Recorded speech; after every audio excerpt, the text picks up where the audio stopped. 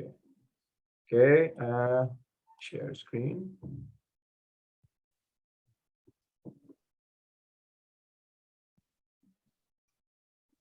Okay. So this is artificial intelligence machine learning for engineering. Oh, it doesn't show here. Neural network. Okay.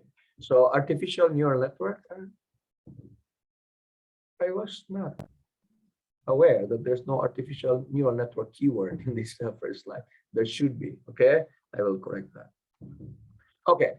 So artificial neural networks, there are keywords that we just need to discuss and present before we go into the details of it. We say there are threshold units. These are the keywords that we will encounter later. Gradient descent. Again, gradient descent is used in most cases of how we are going to solve for the optimal solution. Okay, we have seen it. It's based on the change of certain things, maybe an error based on the change of the weights. For example, in the polynomial regression. Okay, so multi-layer networks. So there will be multi-layer. It will be one layer or several layers. Some hidden layers. Backpropagation method is a method of computation. The other one is radial basis function. But in this class, we will only discuss about backpropagation. It's a method to compute backwards, to correct the weights backwards. The radial basis function is another method. Okay, they have like a function that similar to the kernel that you will solve, you will use to solve your optimal solution. Okay, so hidden layer representations, well, it's the same as the multi-layer network. It's just an additional layer besides the layer that you have already considered. Okay, so now what is a neuron? So this is the picture of a biological neuron. Okay, it has a cell, nucleus, the cell body, and it has some dendrites. So the diagram of it is this one. So this is the nucleus, as we can see here. This is a picture of this of a biological cell according to, like, I forgot the name of that microscope. A microscope that can go into microns. You can see this one, electron microscope, something. Okay, so this is a picture, a real picture of a biological neuron. And now this is how it, that's the diagram, so that we can, discuss each part of this neuron. Okay, there's a nucleus, that the dendrites, just some small, branches, and then there's this sheath that goes towards the axon terminal. The axon terminal is where you connect to the other cells in the network. Okay, so we connect, we shoot, and then this is where we process here, and then this is the processing unit, and they shoot the message into the axon, to the terminal, and connect to the other cells in the network. Okay, so in this case, when we consider humans, and we will consider the artificial neural network. So this is how just an estimate of the processing that you have in your brain. We are doing that because the artificial neural network is supposed to mimic what the human brain is doing. So the neuron switching time is 0.001 of a second. That's 1 millisecond. Switching meaning it is turned off, okay, on and off, or processing time. Okay, number of neurons is 10 to the 10. How much is that? 10 to the 6 is 1 million, correct? Or 1 to the 6 is 1 million. 1 times 10 to the power, yeah, somewhere there. There are 6 zeros, yeah? And so in this case here, there are like 10 zeros. So it will be 6 plus 4 zeros. So it's not just billion, but trillion of neurons, okay? So connections per neuron is about 10 to the 4. So like probably 10 to the 4 to the 5, almost a million connections, okay, per neuron.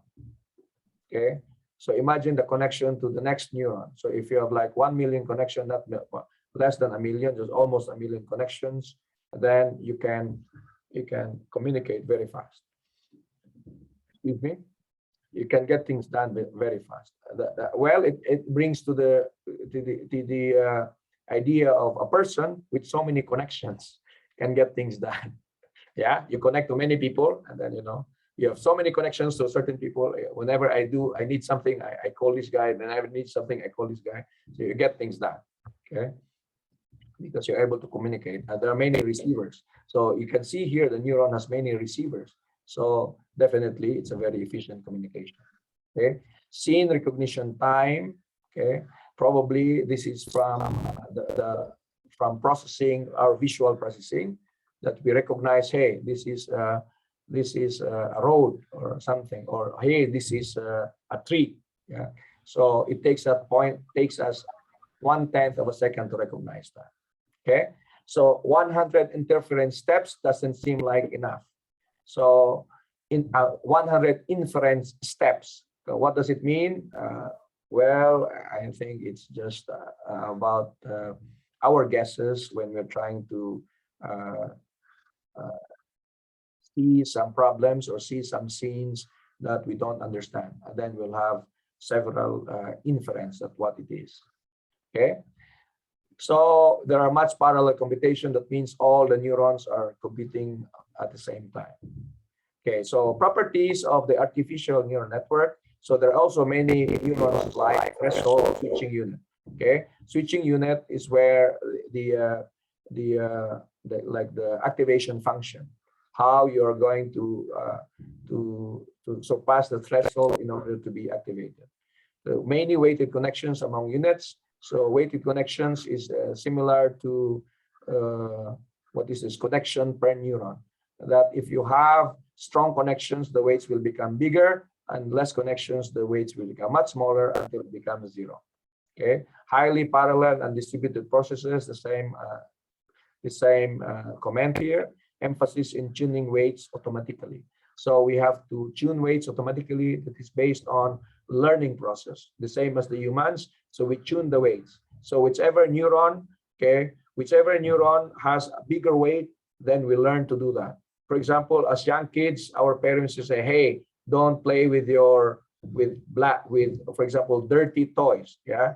So parents will keep on doing that. So now, because we learn it, so the weights for playing dirty toys diminishes. And so whenever we see dirty toy, we wash it first before we play with it. Something like that. It's the learning process. Okay. The same way as our brain. So, but if there are no parents to correct you with that when you're young, so that means that's why society always wants parents to be around that will help correct the children as they grow up. Because if there are no parents to correct them, then their brain signals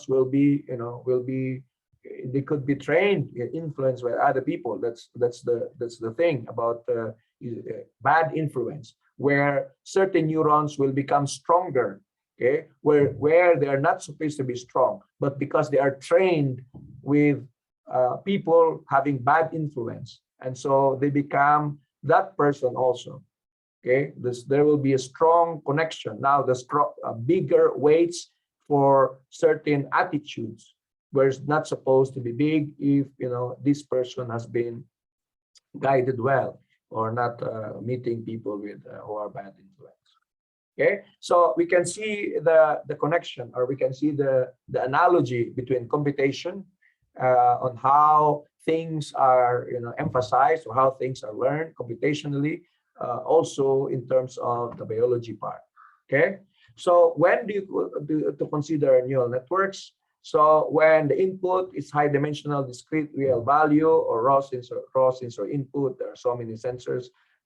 Neural network is very popular nowadays for problems, for example, much more complicated problems like self-driving car, where you have an integration or fusion of many sensory inputs, and then you fuse that information to come out with the final movement, final decision of the steering wheel on the car on whether move forward, backward, or left and right.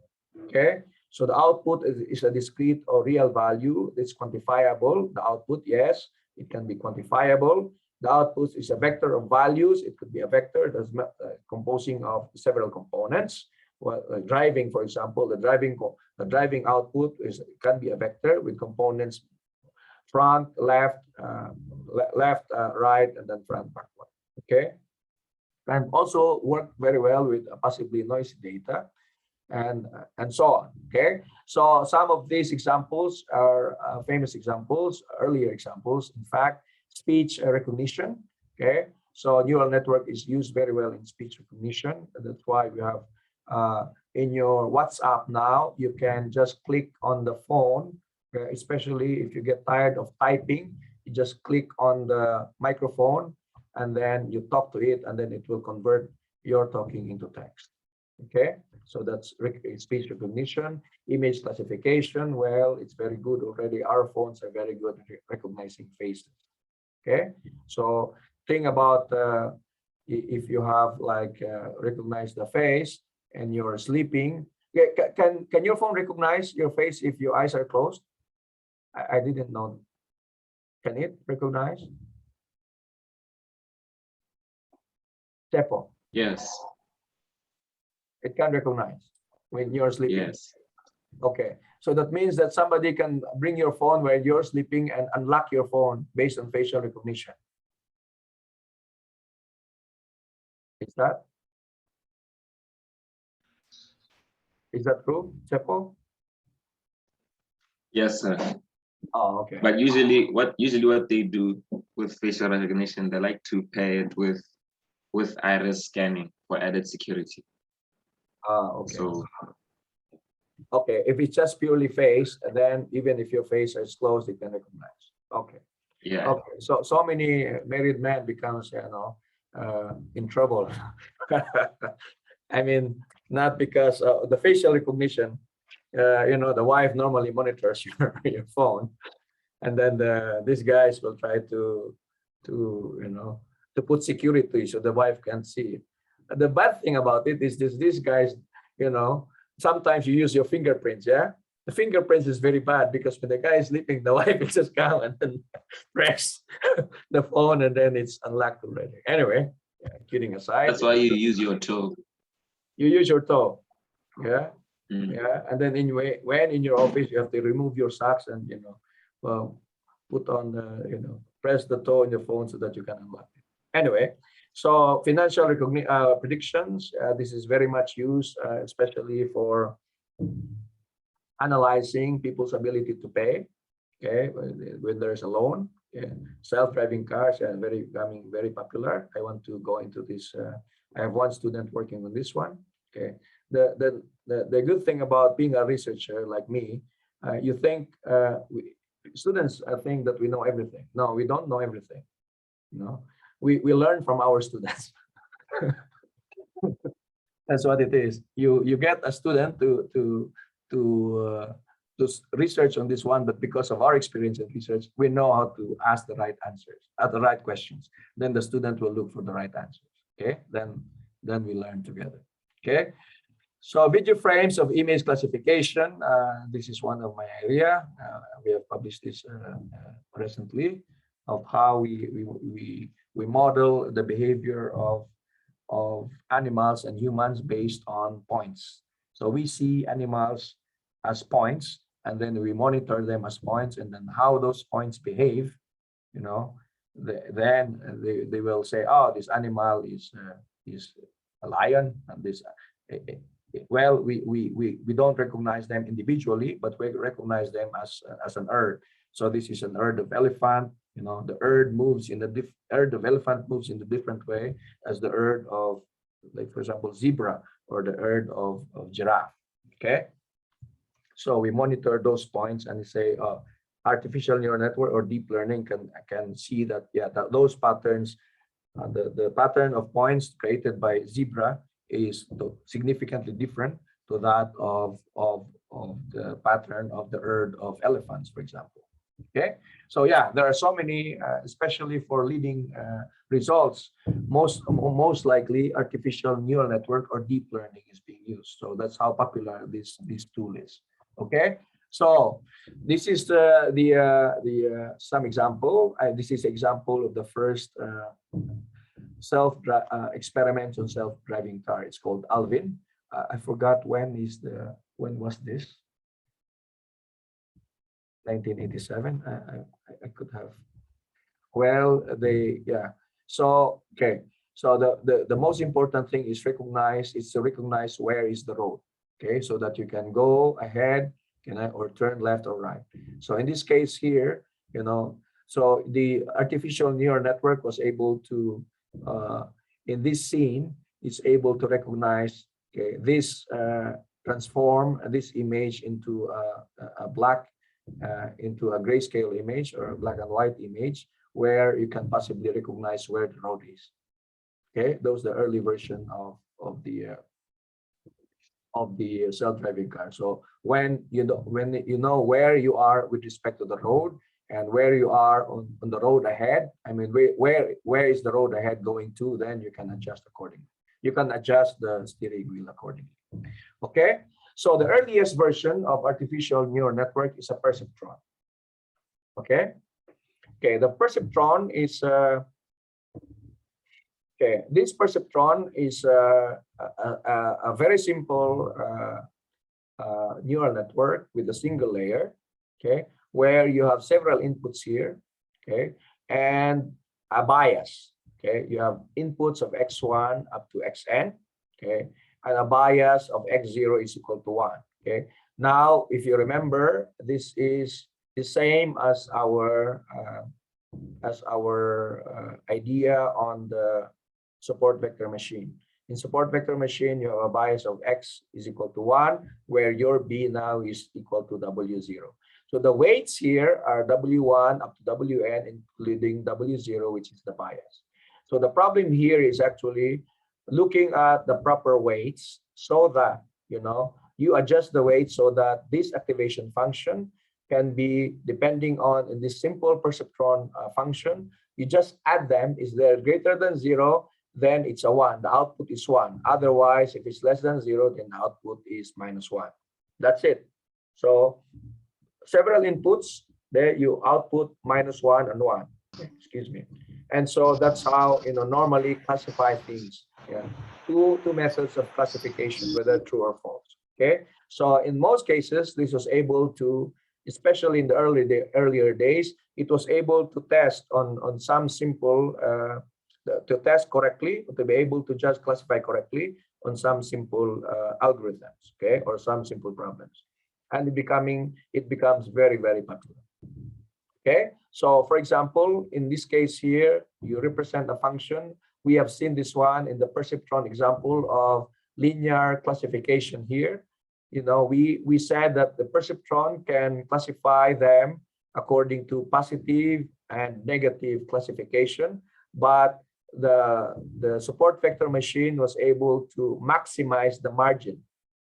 Perceptron does not have the ability to maximize the margin, but for support vector machine tries to optimize the solution by trying to maximize the margin of the separating hyperplane, such that the distance between the support vectors of the two classifications are, the distance is higher, or is the optimal value, or the highest possible maximum distance. Okay, so that is the this is for the earlier version of the perceptron. So now for the thing here is that for perceptron, it can easily easily work on linearly separable data. Okay. However, this is the biggest problem now. It is becoming popular. The earlier version of neural network is like a perceptron. Okay. And then many people were publishing, and then eventually some other researcher says, hey, there's something wrong with this one. Okay. There's something wrong with this one. They found out that it's not able to do a classification of this XOR classification.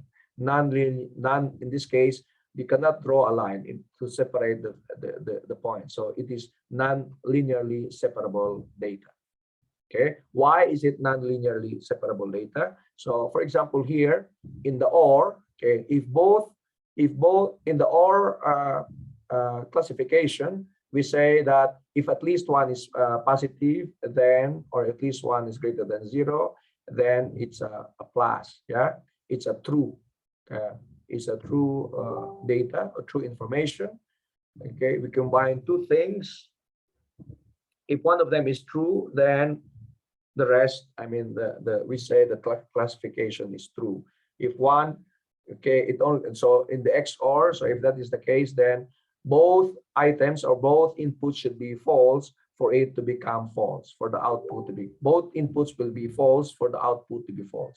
So now, in this case here, for linearly separable, because these three are positive and only one is negative. Okay. So yeah, because this is 1 and 0, so that's positive, and this is 0 and 1, that's still positive, and 1, 1, both greater than 0, that's positive. And this is 0, 0, so that's negative. Okay, so for AND, well, for AND, it will be only positive if both are positive. Okay, it will only be true if both inputs are true. So here, it only be positive here, and the rest of them are negative, and so again, that's linearly separable. But for XOR, what is XOR again? It will be true if what?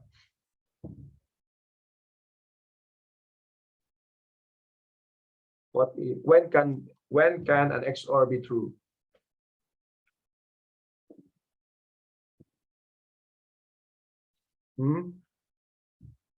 If only one is true. Okay. Okay.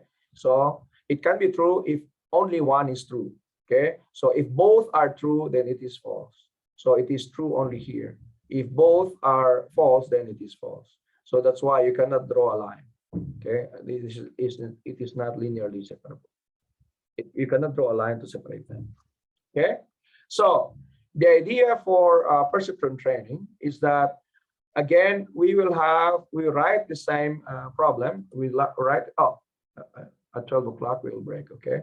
We write the same approach of writing the weights, okay? We initialize the weights into some random value. It doesn't matter what it is. So that is our weight, okay?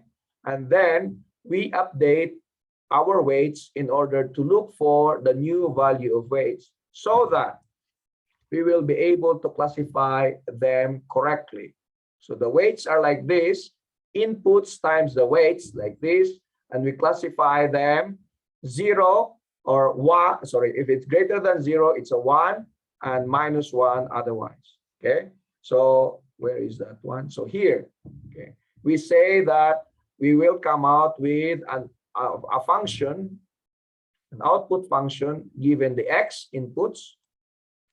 Okay, and then that output is based on just the summation of your, okay, your weights I times your XI.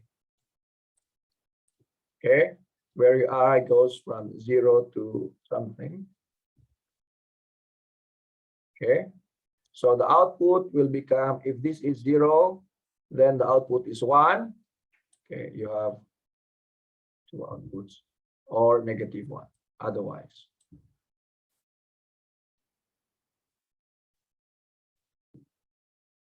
Okay, so all you need to check is this. Okay, so if this is wrong, if there's a wrong classification, then the weights will keep on changing. Okay, we keep on until this error is gone. Okay, so partly we need to check whether there is a correct classification, so the weights will be updated if this one is still not converging to 0. So if there are errors in the classification, then the weights will be corrected. So until the time that the weights are, the errors are already corrected or some acceptable value, then we finally terminate our weight. That means that in this case here, we get the correct weights, and whatever inputs we have will give us the correct output of 0 and minus 1. Okay, so the gradient, okay, well, in terms, this is already computed for us.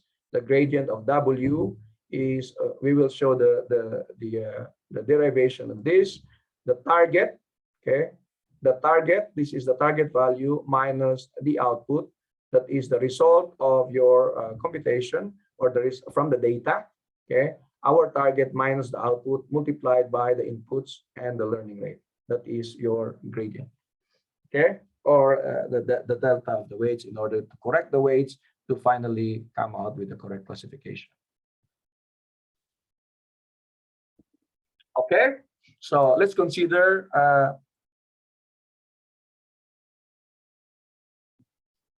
this in the classification in the support in this artificial neural network. We are considering perceptron.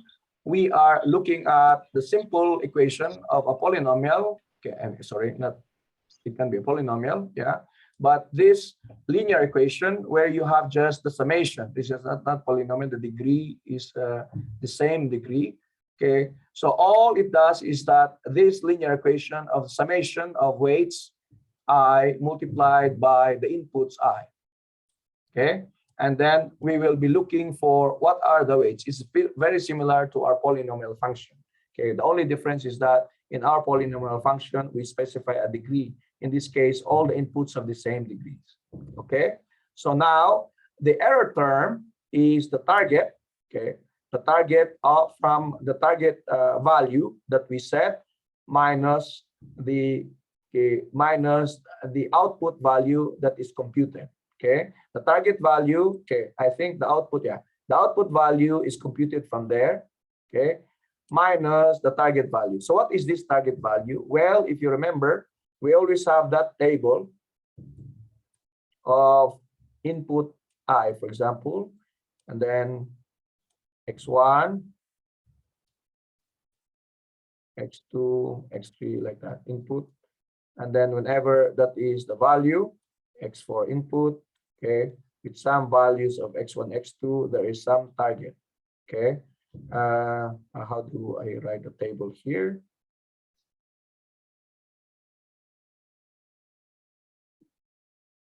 Okay, maybe a target here.